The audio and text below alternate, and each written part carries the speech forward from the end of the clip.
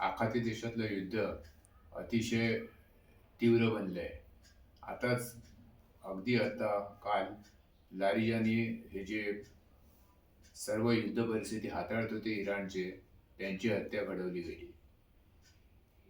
ह्यामुळे अधिक भडका उडालेला आहे. आता प्रश्न असा होतो, की याचा परिणाम म्हणून सगळीकडे जे गॅस, वायू, ज्वलनशील आणि तेल ह्याची दुर्भिक्ष तयार होते. ते कमी होत चाललंय. आणि आपल्या देशात पण असं म्हटलं जाते आता, की माणसं आता झाडं तोडतील इंधनासाठी. अ, हॉटेलवाले समजा, की जंगलं तोडणं सुरू करतील माणसं.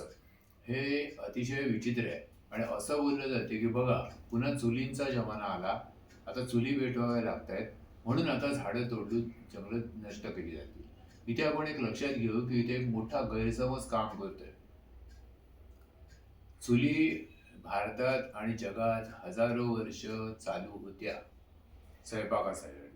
पण तेव्हा त्या काळात कुठलीही जंगलं किंवा मोठी झाडं कधीही नष्ट झाली नाहीत. चुली हजारो वर्ष असून आपल्या देशात अगदी 60 वर्षापूर्वीपर्यंत सगळीकडे गावं आहेत ती जंगलाने वेढलेली होती. म्हणजे काय, की युरोपमध्ये पहिल्यांदा जेव्हा स्वयंचलित यंत्र आलं 1756ला, त्यावेळेपासून जंगल तोडणं, झाडं तोडणं हे वेगाने सुरू झालं. तोपर्यंत जंगलं पृथ्वीवर जवळजवळ अबाधित होती. आपोआपच त्यांना संरक्षण होतं. हे जंगलं गेली म्हणून आपण जे म्हणतो, की हॉलंडमध्ये ॲम्स्टरडॅमला फुलांची शेती आहे वगैरे, ही खरं तर युरोपची घनदाट जंगलं होती, जी नाहीशी झाली आणि त्या ठिकाणी या फुलांच्या शेती वगैरे प्रकार आले. फक्त 5% आता बऱ्यापैकी म्हणण्यासारखं घनदाट जंगल युरोपमध्ये उरलेलं आहे. इतकी मोठी जंगलं आपण नाहीशी केली. ती कशासाठी? ती इंधनासाठी. ही स्वयंचलित यंत्राची गरज होती. ही मानवी नव्हती, ही अमानवी भूक होती. आणि यंत्रांची भूक आहे ना, ही पृथ्वी भागू शकली नाही. चुलींच्या बाबत काय घडते? चुली जेव्हा होत्या भारतामध्ये किंवा सर्वत्र, तेव्हा फक्त सुक्या काटक्या जाळल्या जातात. सुकलेला पाचोळा किंवा सुक्या काटक्या त्या जंगलांमध्ये मोठ्या झाडांच्या खाली अमाप पडलेल्या असतात. फक्त त्या गोळा करणं हेच काम होतं. अगदीच झाडं अस्ताव्यस्त वाढली तर फार ती थोडी छाटून त्यांच्या फांद्या मिळून त्या सुकवल्या जात होत्या. पण जंगल आणि मोठी झाडं कधीच तोडली गेली नाही. मात्र एक लक्षात घ्या, ती केव्हा तोडली गेली? ज्या वेळेला रॉकेल आलं, गॅस आला आणि अशी परिस्थिती तयार झाली, की चला आता इंधनासाठी आपल्याला काय पाईपमधून गॅस येतोय किंवा सिलेंडरचा गॅस येतोय. मग मात्र आता आपल्याला काही काटक्यांची, सरपणाची गरज नाही, असं धरलं गेलं. आणि मग जंगलं तोडली जायला लागली. मोठी झाडं तोडून विकली जायला लागली. कारण कारण याच गॅस रॉकेल बरोबर, या विजेबरोबर जी जीवनशैली आली, ती जीवनशैली पैशाची मागणी करत होती. आणि ती पैशाची मागणी मग सोप्या पद्धतीने कशी भागवली जाईल? तर तुम्हाला मोटारी घ्यायच्या आहेत गावोगावी, तुम्हाला एसी, फ्रीज ज्याची काही गरज नाही आहे, कुठेही नव्हती 50 वर्षापूर्वी. मोबाईल घ्यायचे आहेत, कॉम्प्युटर घ्यायचे आहेत, सगळ्या वस्तू ज्या पृथ्वीने कधीच निर्माण केल्या नव्हत्या. पृथ्वीने जे निर्माण केलं ते विनाशुल्क होतं. उदाहरणार्थ आपलं सगळं अन्न, पाणी, हवा. पण पृथ्वीने जे निर्माण नाही केलं त्या प्रत्येक गोष्टीसाठी पैसा मोजावा लागतो.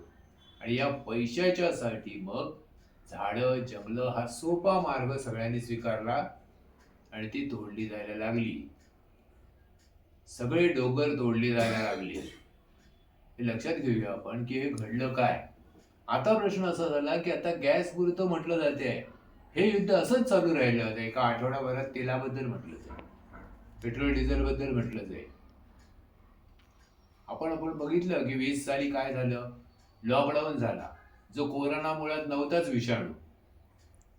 बायोवेपन तर होती लस, वॅक्सिन.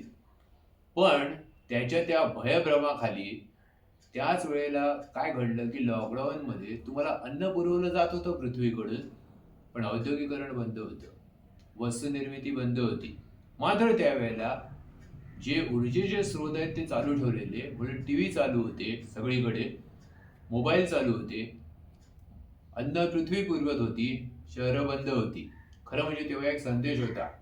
त्याच वेळेला जंगलांचा विस्तार होत होता, नद्या शुद्ध पाण्याच्या होत होत्या, समुद्रांमध्ये मासळी वाढली प्रचंड प्रमाणावर, जंगलांचा विस्तार स्वतःच्या गतीने होत होता, जी झाडं लावून कधीच होऊ शकत नाही. मात्र आपण तो संदेश घेतला नाही.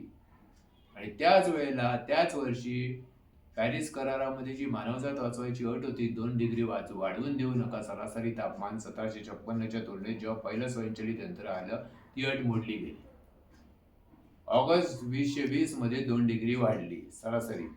आता लक्षात घ्या, ही दुसरी टप्पा आहे. 3 डिग्री सेल्सिअस वाढलेले आहे. गेल्या वर्षी 2025 साली तिप्पट पाऊस पडलाय, खरीपाची पिकं गेली आहेत, रब्बीची येण्याची शक्यता नाहीये वापसा नसल्यामुळे.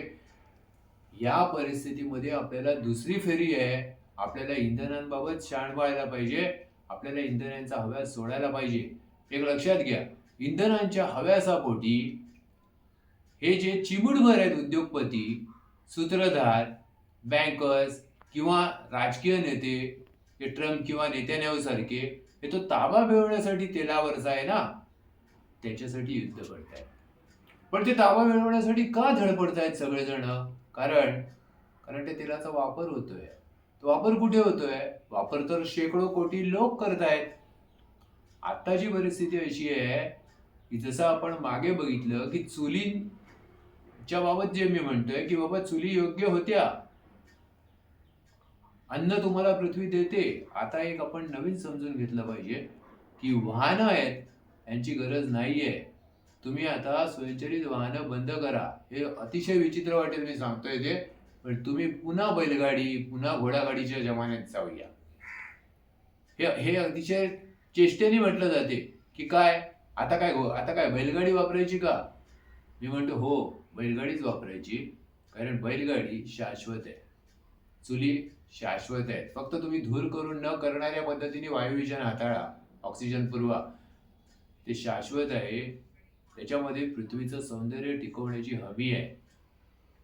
आपल्याला त्याच्यामध्ये पृथ्वीची लय सांभाळली जाते. तुमच्या मोटारी आणि विमानांमध्ये पृथ्वीची लय तुम्ही पूर्ण मोडलेली आहे. एक असाधारण वेग दिलेला आहे त्या भिरभिरण्यामध्ये. आता माणूस काय करतोय तो स्वतःलाच ओळखत नाही, तो रोबो बनलेला आहे. या परिस्थितीमध्ये बैलगाडी ही चुकीची नाहीये, घोडागाडी, टांगा ही चुकीची नाहीये. हजारो वर्ष आपण शाश्वत राहिलो त्या मधल्या युगामध्ये. फक्त त्याच्या आधी आदिमानव, त्याच्या आधी पृथ्वीचं सगळं सृष्टीचं जीवन करोडो वर्षांचं होतं. शाश्वत होऊ शकते ती फक्त कृषीयोग किंवा आदिवासी पद्धतीची घोडागाडी, बैलगाडी, चुली वापरण्याची पद्धती. आणि ही जी पद्धती आहे औद्योगिकरणाची, स्वयंचलित यंत्राची, टीव्ही, मोबाईल, फ्रीज, एसी वगैरेची, कॉम्प्युटर, विमानं, ही कधीही शाश्वत होऊ शकणार नाही. फार काळ नाही आहे. ज्या गतीने तापमान वाढते ती असाधारण आहे. 14 सालापासून मी पुन्हा सांगतोय, 5 वर्षात 1 डिग्री सेल्सिअसचं तापमान, म्हणजे दरवर्षी 0.2 डिग्री सेल्सिअसची वाढ, ही केवळ घातक, प्राणघातक, अंतिम विनाश करणारी आहे. आणि हा विनाश फक्त 20 ते 30 वर्षामध्ये पूर्ण होईल. आपण जे म्हणतोय ना की इंधनं संपतील मग काय करायचं, अरे मुद्दा तो नाही आहे. तुमच्याकडे कोळसा संपेल 50-75 वर्षांनी, तेल संपेल 25-40 वर्षांनी, पण तुम्ही त्या जीवनशैलीमुळे त्याच्या आत नष्ट व्हाल. युद्ध भीषण आहे असं वाटतंय ना, युद्ध भीषण आहे. टाक्या सगळ्या प्रचंड टँकर आणि साठवलेल्या टाक्या तेलाच्या फुटतायत, बॉम्ब टाकून त्या जळतायत. त्या नसत्या जळल्या ना तर तुमच्या मोटारीत ते जळणार होतं. एकूण ते प्रदूषण कार्बन डायऑक्साईड आणि मोनॉक्साईडचं करणारच होतं. आता नीट लक्षात घ्या मात्र की ते जे काय आहे त्याच्यामध्ये आपल्याला वाटते की ही शस्त्र सोडली जात आहेत, भयंकर उत्पात होतोय, पृथ्वीचे तर रचके तोडले जात आहेत, सगळं वाईट आहे. परंतु अणुयुद्ध जरी झाली तरी त्यापेक्षाही भीषण तुमची जीवनशैली आहे. फार विलक्षण वाटेल, आपली जीवनशैली स्वयंचलित यंत्र, सिमेंट, विजेची, वस्तूंची, जी पृथ्वीचे रचके तोडून आणि ऊर्जा वापरून केली जाते, इंधन वापरून, कार्बन सोडून, ही कुठल्याही युद्धापेक्षा भयंकर आहे आणि जी फार कौतुकास्पद म्हटली जाते, जिच्याबद्दल अभिमान बाळगला जातो, जिला जीवनाचा उच्च दर्जा म्हटलं जाते, ती जीवनशैली तुम्हाला संपूर्ण उच्चाटन, संपूर्ण विनाश करून पृथ्वीवरून घालवू शकते, फक्त ते 2 ते 3 दशकांमध्ये. मी जे म्हणतोय ह्याला खूप विचित्र वाटण्यासारखं आहे, पण ही मुंबई शहर, मी स्वतः भारतीय जीवन आणि पृथ्वी रक्षण चळवळीचा निमंत्रक आहे.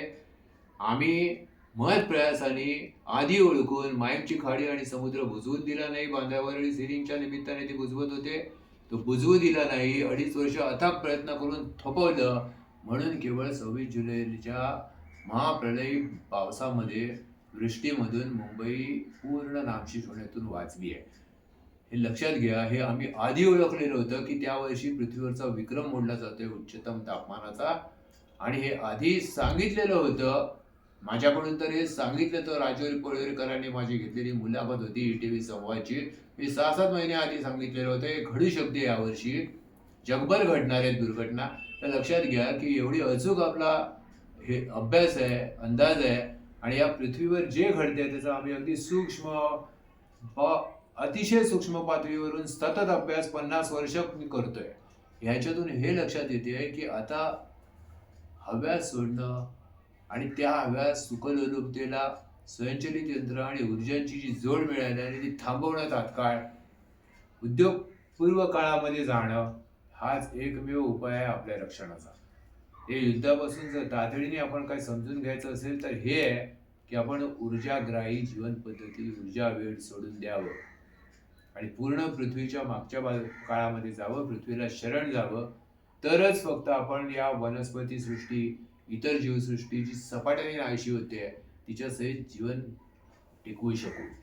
धन्यवाद.